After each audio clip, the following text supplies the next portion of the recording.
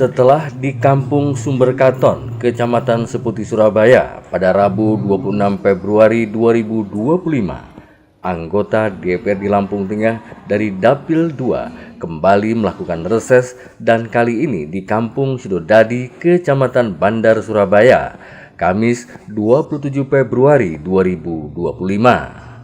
Kampung Sidodadi menjadi titik kedua kegiatan menjaring aspirasi masyarakat dalam kegiatan reses tahap kedua masa sidang kedua tahun 2025. Dari Dapil 2 ada 10 anggota yang hadir, yaitu IKD Asian Nafiri dari fraksi PD Perjuangan, Agus Triyono dari PKS, Dedi D. Saputra dan Kasih dari Gerindra, Husnul Huda Yuliana dan Oktavia Aspriani dari Golkar, Baroji dari Partai Demokrat, serta Riki Hendra Saputra dan Mary Andriani dari PKB. Hadir dalam acara tersebut Camat Bandar Surabaya Ahmad Arifin, Kepala Kampung Sidodadi. Hadir pula aparatur Kampung Sidodadi, tokoh masyarakat, tokoh adat, tokoh pemuda, dan unsur lainnya.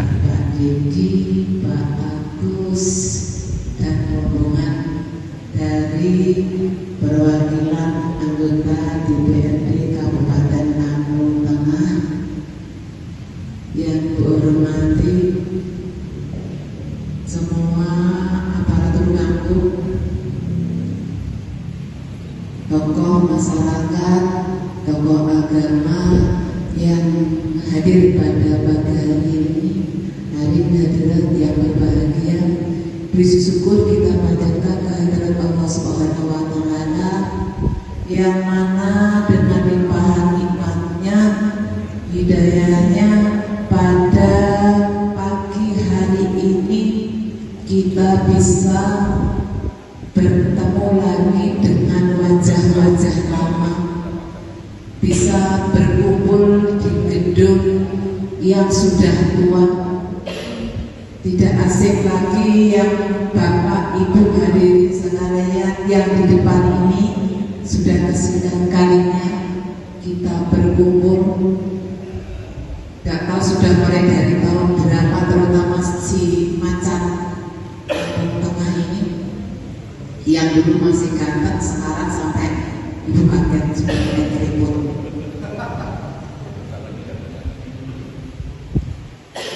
Semoga semuanya yang hadir pada hari ini semua dalam keadaan sehat dan baik. Kemudian salawat serta salam kita sanjungkan kepada junjungan Nabi Agung kita Muhammad Sallallahu Alaihi Wasallam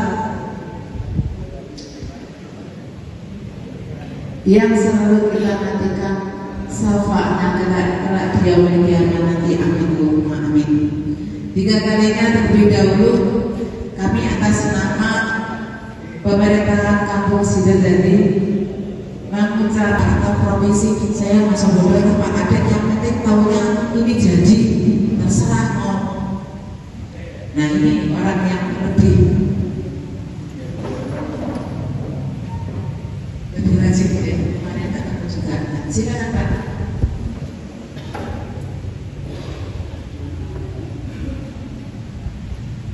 Saya terdengar Pak Baroji. Nah, persoalan yang sudah saya sampaikan tadi terkait dengan pembangunan Pak Kadek, kemudian dengan persoalan-persoalan yang kita hadapi, saya mencoba untuk selalu berdiskusi Pak Kadek dengan keterbatasan saya tadi.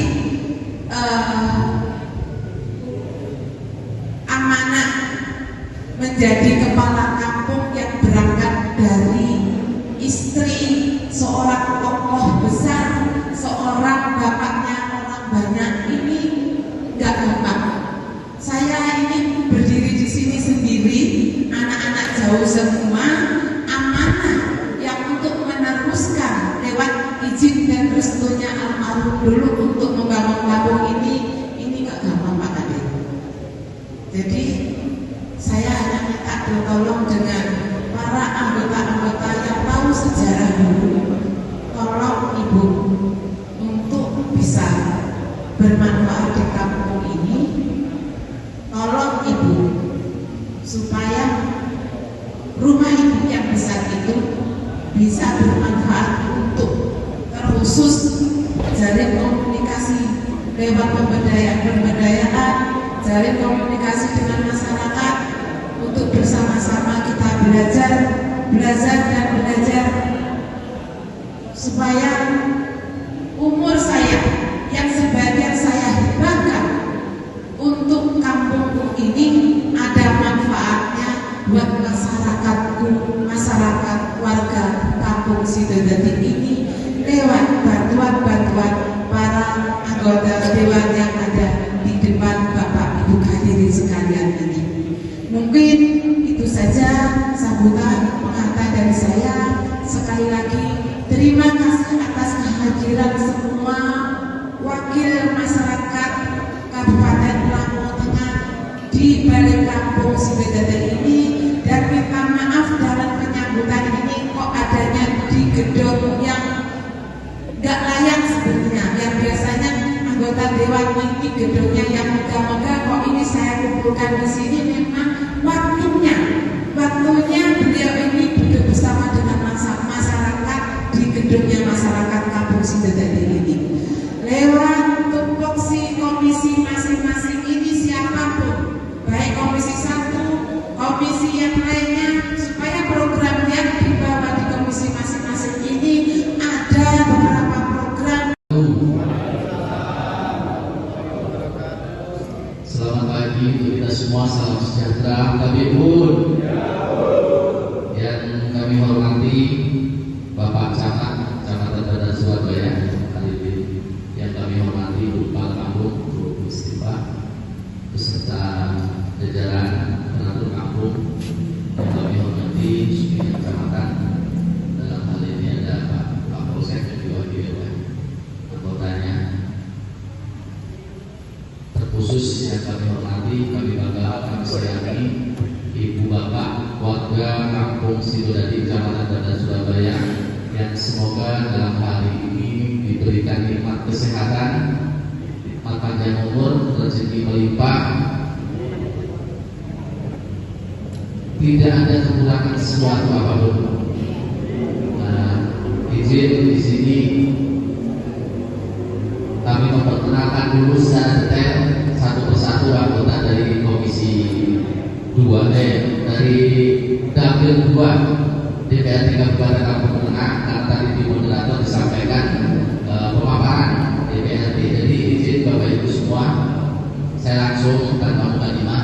DPRD Kabupaten Lampung Tengah ini anggotanya ada 50 anggota, yang mana pada saat ini partai pemenang itu adalah Partai Golkar dengan 13 anggota.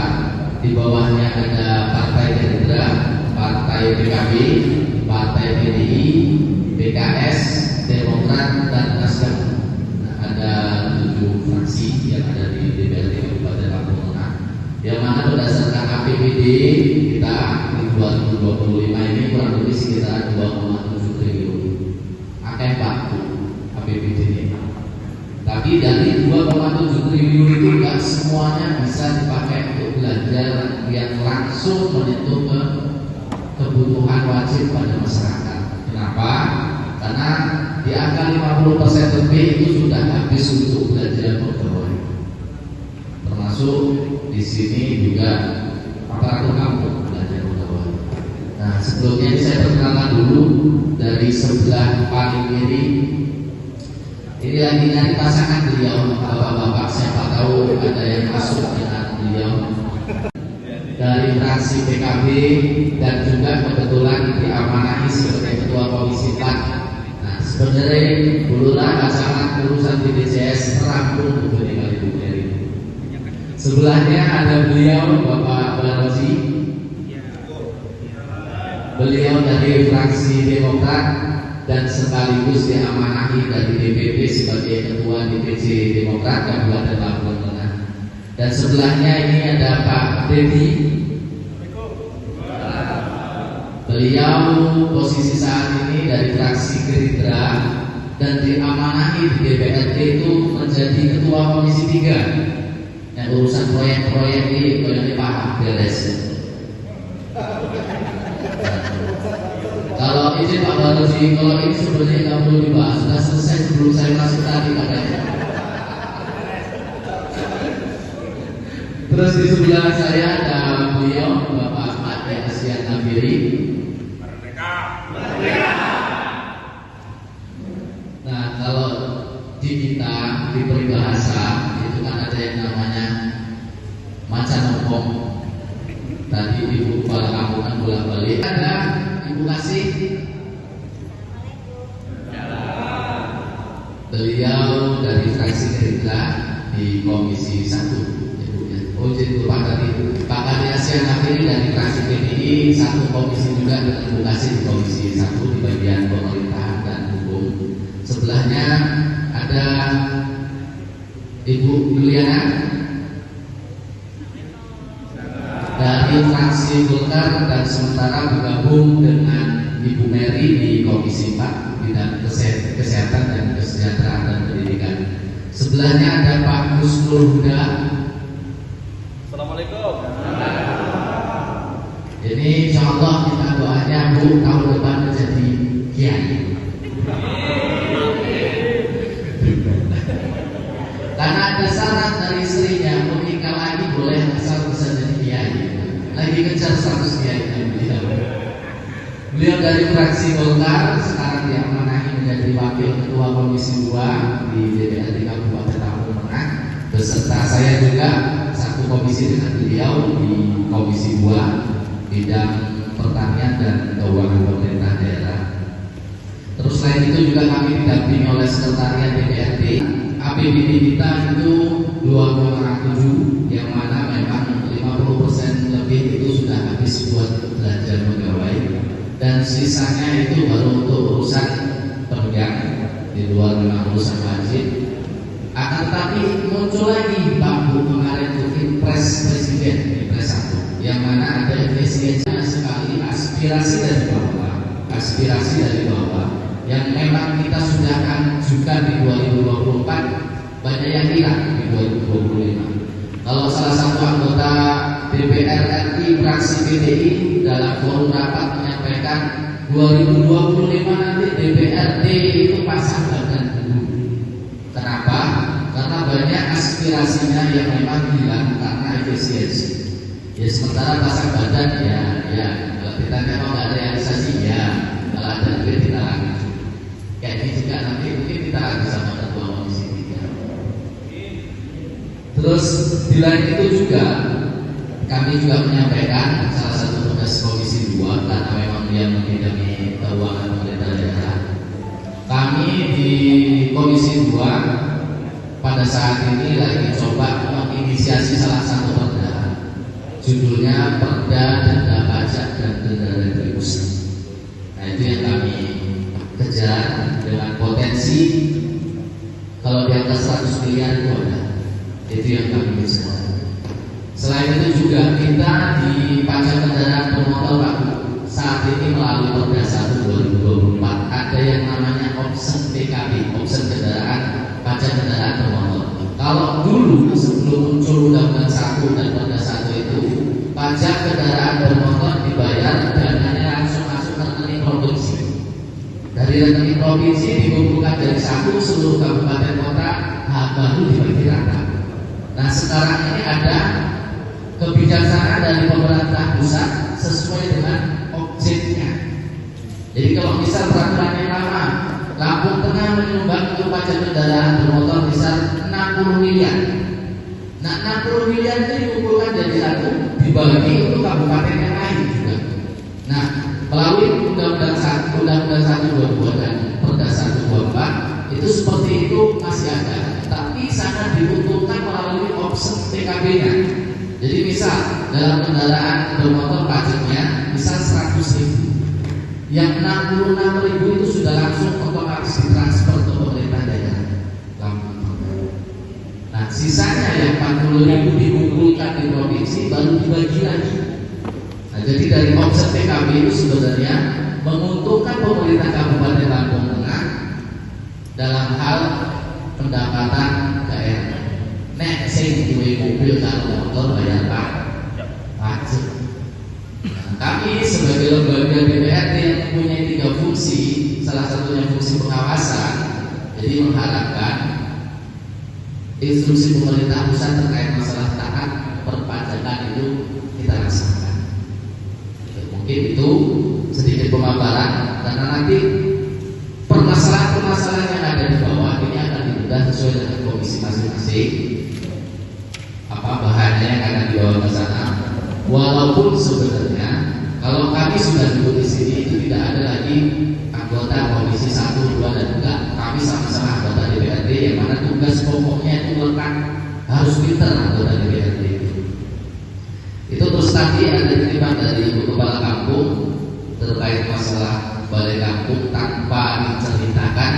Terus yang kedua sedikitnya banyaknya sedikit curhat Ibu Kepala Kampung, yang mana memang dengan kondisi sebelumnya sampai dengan sekarang itu curhatnya bukan buat didengerin orang lain, bukan, dia didengerin sama anggota dewan itu. Dan harapannya kita tetap berkesinambung sejalan dengan pemerintahan kampung untuk bangun kampung Sidoarjo di depannya. Mungkin itu sedikit yang bisa kami sampaikan terkait pemaparan. Nanti kondisi keuangan akan kita bahas detail lagi apabila ada pertanyaan. Mungkin itu Bapak Ibu, terima kasih. Kurang lebihnya saya minta maaf. Saya akhiri. Wallahul muwaffiq ila aqwamit thoriq. Assalamualaikum warahmatullahi wabarakatuh. Kami atas nama Bapak Datir selaku Sekdes Kampung Sidoarjo, usulan saya Pak langsung aja untuk masalah pelepasan tanah kehutanan, untuk pelepasan tanah kehutanan yang ada di Kampung Sidoarjo khususnya di persawahannya, karena tanah Sidoarjo yang diklaim dari kehutanan itu kemarin ada operasi masuk, itu operasi penggalian tanah itu tidak nyampe ke ujung sungai, karena itu katanya dibuat dari kehutanan. Yang kemarin saya kumpulkan untuk surat tanah yang itu udah ada surat tanah semuanya, minimal berita acara dan ada yang sertifikat sekitar berapa, sekitar 4 sertifikat Bapak Ibu. Itu yang itu ada sejumlah 125 hektar. Jadi kami minta kepada Bapak Dewan, khususnya Dewan DPRD Kabupaten Lombok Tengah, mohon bantuannya untuk mengawal untuk program di pesawahan itu. Yang kedua yaitu mengenai ini, kami mewakili aparatur kampung semuanya untuk gaji aparatur kampung Pak. Ini 2 bulan itu belum tersalurkan ke aparatur kampung semuanya. Jadi itu yang mungkin jadi keluhan aparatur kampung itu. Aparatur kampung Sidoarjo itu ya Pak, setiap hari itu ngantor terus Bu Bapak. Jadi untuk kenaikan siltap untuk aparatur khususnya di Kampung Sidoarjo di Kecamatan Bandar Surabaya, itu yang mungkin dapat saya sampaikan. Kurang lebihnya saya mohon maaf yang sebesar-besarnya. Akhirul kalam, wassalamualaikum warahmatullahi wabarakatuh. Salah satu keluhan masyarakat terkait kesehatan yaitu BPJS. BPJS yang pernah disalurkan oleh pemerintah yang pertama itu yang dari daerah itu mayoritas mati Pak, dan itu sangat menyulitkan untuk masyarakat yang terkena gangguan kesehatan, yaitu dari sakit dalam proses perawatan dan segala macam karena ketidakmampuannya Pak. Jadi untuk ada Dewan, saya mohon untuk BPJS Kesehatan bisa kiranya bagaimana bisa disalurkan lagi ke masyarakat. Dan itu juga kemarin itu banyak sebagai masyarakat sakit, beliau mau periksa ternyata BPJS yang mati, untuk urus proses mereka bertanya untuk dihidupkan kembali bisa nggak Pak? Ya saya kira bisa tapi prosesnya Pak, prosesnya karena kan ya banyak prosesnya. Di sini ya, dengan adanya Bapak Dewan di sini, saya mohon untuk bisa mengaktifkan kembali BPJS yang telah disalurkan. Mungkin ada lagi kuota tambahan yang kemarin masyarakat belum mendapat BPJS bisa untuk didata lagi untuk bisa segera mendapatkan untuk jaminan kesehatan. Mungkin itu yang bisa saya sampaikan. Terima kasih. Wassalamualaikum warahmatullahi wabarakatuh. Langsung saja disampaikan kepada saya nama Subriyadi dari Dusun 5 RT 2. Sesuai brosur yang disampaikan bahwasannya untuk menyampaikan aspirasi masyarakat. Dalam hal ini aspirasi masyarakat yang pertama itu adalah jalan pendidikan. Jalan pendidikan yaitu arah pasar sebelah barat sampai ujung aspal jalan tembus Beringin Jaya jalur 2 itu melewati gedung MTS. Aspirasi masyarakat ini memang sudah ada perhatian dari kampung, yaitu Ibu Bapak Kampung, Bu Istri Pak SPD, mungkin sudah ditangani ya separuh, belum selesai. Nah ini menjadi keluhan masyarakat, apa yang mau diselesaikan? Ini betul-betul menjadi harapan masyarakat khususnya untuk RT 2. Itu masalah jalan. Syukur penting untuk menjaga keawetan bangunan cor-coran tersebut agar itu ditaruh. Itu harapannya seperti itu masyarakat. Jadi jalan dicor agar ditaruh. Alasannya apa? Nanti dari mana ini untuk bisa menimbun, meratakan atau menghindari cor-coran tersebut, sehingga nanti kalau karena jalannya sepi itu untuk simpanan bisa turun ke bawah di luar cor-coran dan mudah-mudahan tidak akan membahayakan. Itu masalah jalan. Yang kedua, di RT 02 ini ada Masjid Baitur Rahman. Masjid Baitur Rahman memang sudah bagus menurut kami, namun ya tidak ada salahnya kalau diperbagus lagi.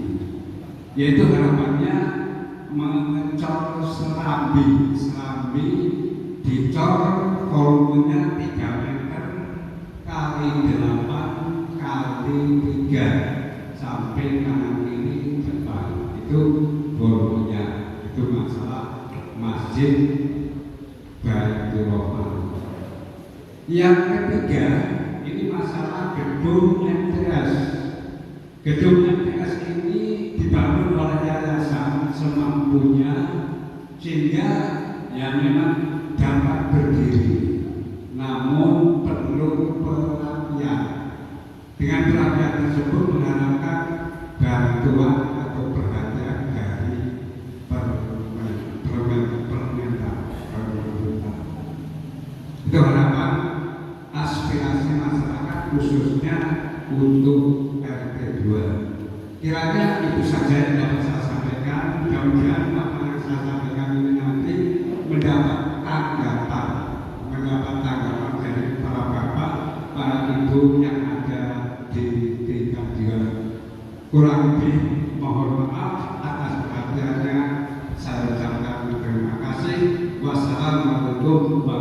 warahmatullahi wabarakatuh. Untuk pupuk memang dulu ini memang agak sulit, benar. Sekarang ini untuk kami dapatkan lebih mudah. Tetapi di sini harga head yang kami ingin tahu, Pak. Intinya ada informasi yang kami dapat itu harga head dari satu tempat dan tempat lain ini bisa berbeda, Pak. Ini kok bisa seperti ini? Ini permasalahannya ada di mana? Dan untuk Sidodadi pun harga head yang kami dapat intinya dari kelompok tani mendapatkan dari Gapotan itu ya sangat lumayan tinggi, Pak. Jadi ini ya tentunya sangat memberatkan bagi kami lah, intinya seperti itu. Ini kami mohon untuk dapat ditindaklanjuti sehingganya kami masyarakat petani bisa menikmati dari subsidi pupuk itu yang benar-benar kami dapat. Yang selanjutnya di sini informasi yang kami dapat bahwasanya untuk RT, Pak, RT ini ada pergerakan ataupun informasi bahwa mereka itu tidak akan mendapatkan bagian atau insentif dari pemerintah. Ini berita ini menjadi ganjalan bagi kami aparatur kampung. Tentunya RT itu adalah ujung tombak bagi kami. Ketika mereka tidak mendapatkan insentif dari pemerintah, tentunya akan menjadi ganjalan bagi kami juga. Harapan kami bukan dihilangkan, tetapi mereka bisa mendapatkan tambahan. Begitu juga dengan kami sebagai aparatur kampung.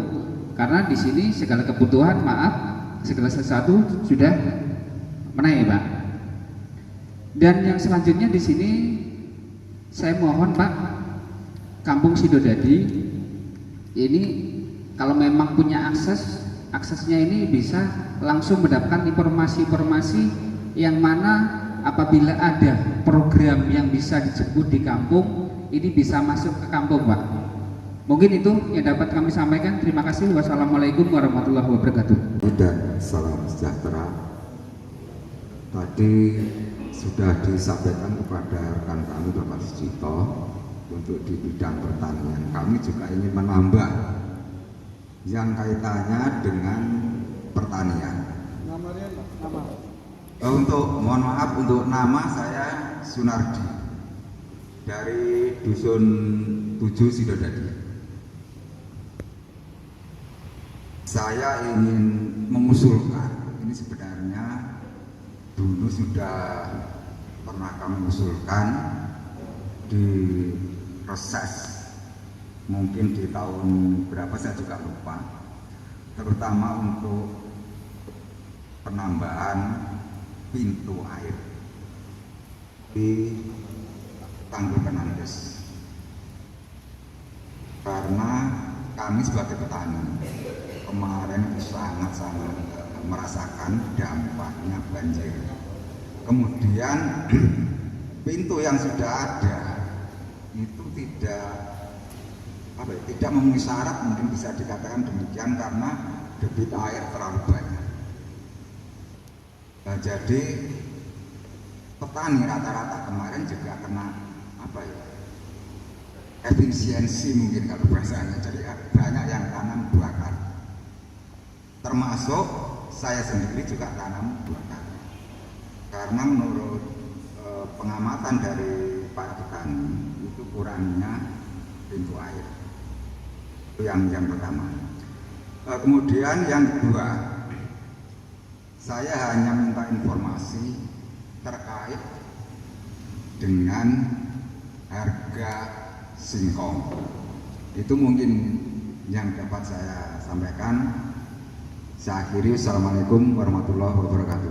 Pak Sucito dan Pak Sunardi, ini sedikit saya menambahkan sebelum nanti ditanggapi teman-teman yang lain, terutama terkait masalah harga head pupuk. Jadi saya sampaikan dulu regulasinya. Di harga pupuk itu mulai dari kuota harga itu sudah ditentukan oleh pemerintah pusat. Implementasi pelaksanaan ke bawah itu ada distributor dan pengecer. Jadi sebelum ke titik akhir ke konsumen, ke petani, itu ada dua tahapan itu. Jadi dari pusri BUMN turun ke distributor, distributor dibagikan lagi ke masing-masing pengecer, pengecer baru diserahkan lagi ke titik akhir penerima, yaitu petani. Kenapa? harga berbeda. Nah, justru itu terkadang yang kami ingin dapatkan laporan, Pak. Yang ingin kami dapatkan laporan. Kami sudah beberapa kali manggil distributor. Nah, distributor akan tetap menyampaikan, kami distributor menyampaikan harga ke pengecer itu sesuai dengan ketentuan. Nah, pengecer di bawah itu yang memberikan ke petani langsung, itu mungkin yang angkanya berubah dari harga head. Nah, itu sama halnya dengan LPG kemarin. LPG juga seperti itu. Dari Pertamina turun ke agen turun ke pangkalan ke masyarakat sudah berbeda. Karena sempat panas kan, begitu ada kebijakan pemerintah pusat, terapkan sesuai dengan aturan, yang mana masyarakat tidak boleh beli ke pengecer warung, jadi belinya ke pangkalan. Sempat terjadi problem itu. Nah, kondisinya sama halnya dengan pupuk. Regulasi tahapan yang terlalu panjang, jadi di situ menimbulkan kos tambahan. Nah, itu yang kami harapkan. Syukur bisa dapat nama pengecernya. Itu karena kami kerjanya itu tadi tupoksi kami ada 3 hal yang kami sampaikan. Pertama, masalah pembuat aturan, penganggaran dan pengawasan. Pelaksana dari pelanggaran itu kami hanya bisa merekomendasikan ke eksekutif dan mendampingi. Nah, kalau tidak ada aduan yang seperti ini, kami juga nggak bisa kerja maksimal, itu nggak bisa. Jadi nanti kalau memang misal bisa, Pak Dito, misal di situ ada lokusnya langsung, misal nih pengecer siapa dengan pengecer siapa, harganya berbeda. Kwitansi pembelian, ya mungkin selama ini apa ya, di bawah tangan gitu kan ya.